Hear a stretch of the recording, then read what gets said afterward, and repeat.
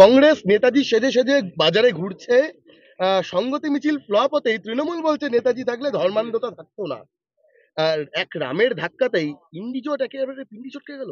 ইন্ডিচোটের শুধু পিণ্ডদান বাকি আছে, লোকসভা ভোটে আমরা পিণ্ড দিয়ে দেবো।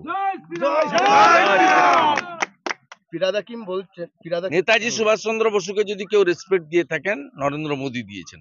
দিল্লির কর্তব্য পথে ওনার মূর্তি স্থাপন করে, আর যে ফাইলগুলো কংগ্রেস লুকিয়ে রেখেছিল নেহরুরা, সে ফাইলগুলো প্রকাশ্যে এনেছেন।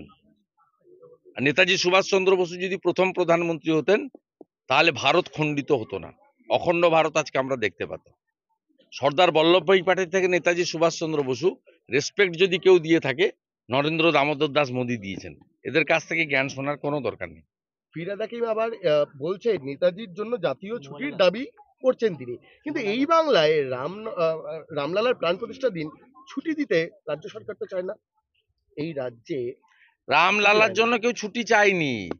12:29 মন্দিরের প্রাণ প্রতিষ্ঠা হয়েছে, দেখার সুযোগ চেয়েছিল লোক।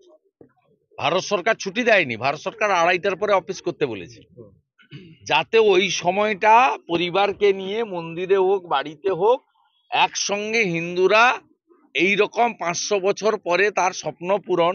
এ দিন তো বারবার আসবে না। রামনবমী প্রতি বছর আসবে, 22শে জানুয়ারি প্রতি বছর আসবে, তো 22শে জানুয়ারি 2024 একবারই আসবে। 3 লক্ষ হিন্দু প্রাণ দিয়েছেন, একদিনে বাবর 1 লক্ষ হিন্দুকে কেটেছেন রামের জন্মস্থান দখল করার জন্য। স্বাভাবিকভাবে সবাই ছুটি নয়, দেখার সুযোগ চেয়েছিলেন।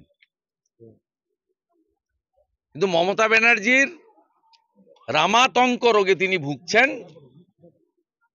যেমন জলাতঙ্ক হয় সেই রকম রামাতঙ্ক রোগে ভুগছেন, তাই তিনি দেখতে দেবেন না। মমতা বন্দ্যোপাধ্যায় গতকালকে সংগতি যাত্রা, তারপরে বলছেন সিপিআইএম 34 বছর ধরে যাদের সঙ্গে লড়াই করতে হয়েছে তাদের কোনো অ্যাডভাইস মানবো না। এর আগে আবার বলেছেন অধীর কোনো ফ্যাক্টর না। এই বাংলায় শরিকদের নিয়ে এরকম মন্তব্য, তাহলে ইন্ডিজোটের কি হবে? ওটা মীনাক্ষীর জ্যাঠা সীতারাম ইয়েচুরিকে জিজ্ঞেস করুন, আমি উত্তর দেবো না। কংগ্রেসকে